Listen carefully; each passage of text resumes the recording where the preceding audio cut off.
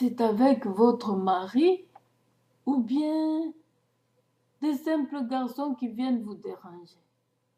Et puis pour tomber comme ça enceinte.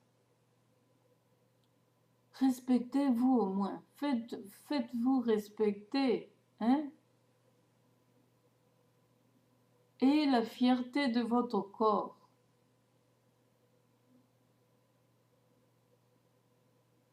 Quand c'est votre mari, on comprend, vous pouvez vous marier, vous pouvez avoir des relations sexuelles. Et là-bas non plus, on ne permet pas l'avortement. À moins que vous ayez complications dans votre ventre. Avec le bébé, on pourrait vous faire le curetage. Ça, c'est un problème spécial. Et Dieu connaît. Mais sans ça, même si vous avez un bébé né nouveau et que vous tombez encore enceinte, vous devez assumer.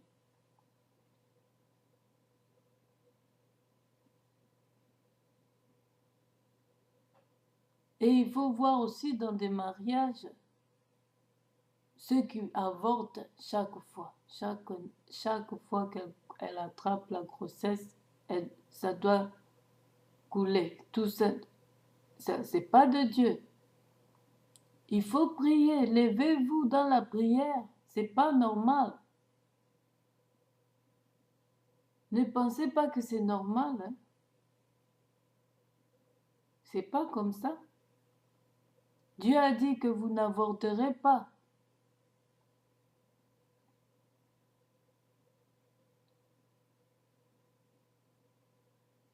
Il n'y aura pas de femmes stériles,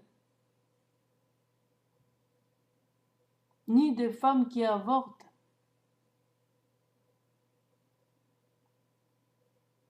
Parce que c'est tuer. Vous serez maintenant dans la lignée des criminels.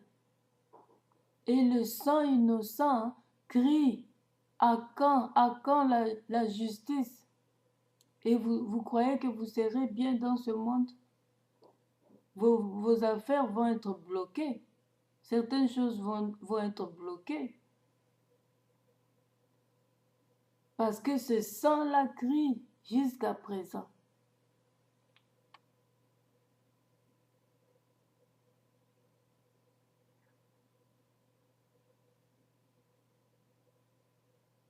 C'est un enfant. Beaucoup se sont mariés, cherchent à en avoir et ils n'en ont pas. Pourquoi? Plusieurs ont beaucoup avorté. Beaucoup avorté. Si Dieu t'avait donné le nombre de 5 et que tu en as tué tous les 5, ne t'attends pas un autre. À moins que Dieu te fasse grâce quand tu te répands. Il est capable de tout.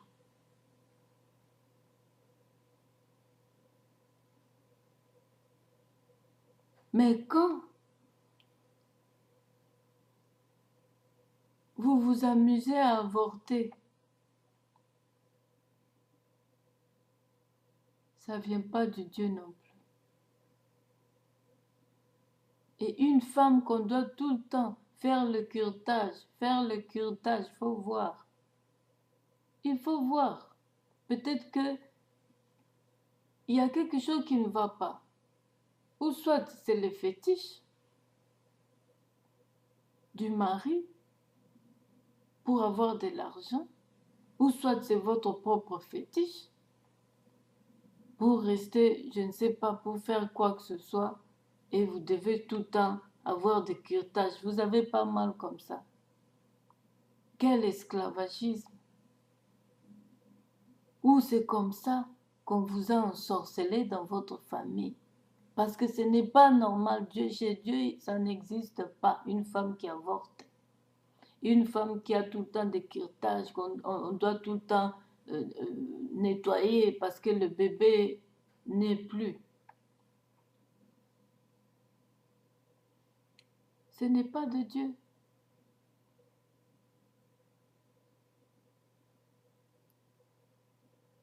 Dans le mariage, nous sommes tous passés dans le monde des ténèbres à la lumière. Nous avons tous commis des erreurs dans ce monde-là, d'une façon ou d'une autre. Dans le monde des ténèbres, c'est pas seulement être sorcière. Tu peux être normal, mais tu fais des choses, leurs œuvres. Quelles sont ces œuvres? Par exemple, tu peux avoir des copains, tu trouves ça normal. Tu changes aujourd'hui, tu changes demain.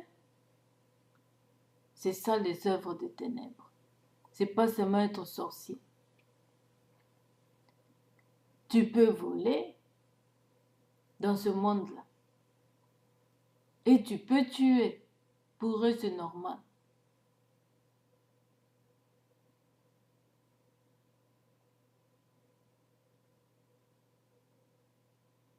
Et tu peux détruire.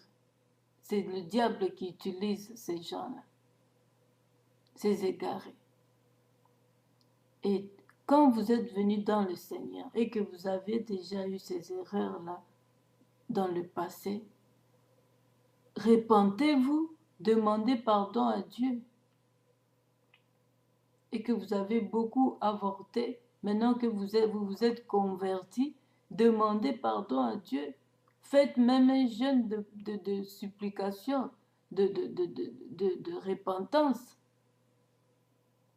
Et vous verrez la main de Dieu sur vous, s'il le veut. Parce que vous n'avez pas envoyé d'aller avorter comme ça. Les conséquences, suivent.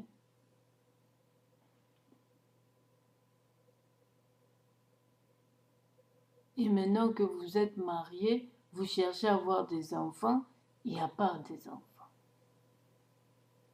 Ça peut être aussi du côté de mari ou de votre côté. Parce qu'il n'y a pas que la femme qui devient stérile.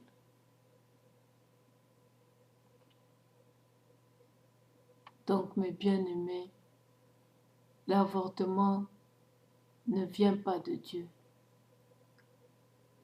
C'est un don de Dieu d'avoir un bébé.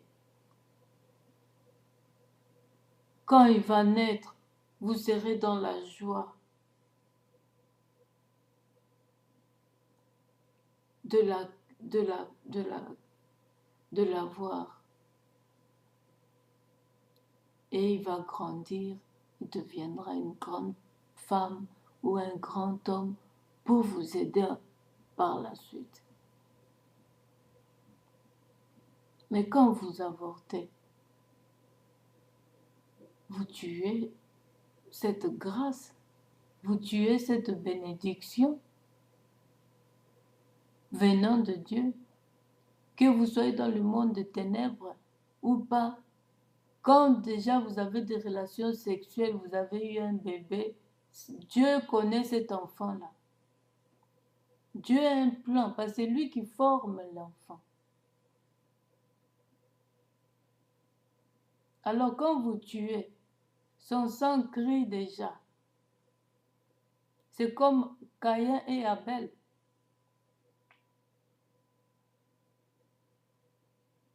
Caïn a tué Abel.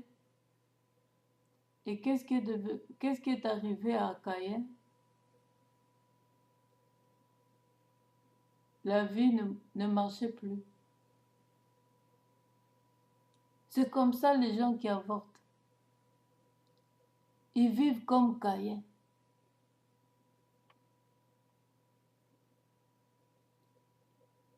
Pas totalement comme textuellement Caïn, comme il traînait dans l'air, mais vous allez voir dans vos projets qu'il y a des choses bloquées. Merci mes bien-aimés, nous allons continuer.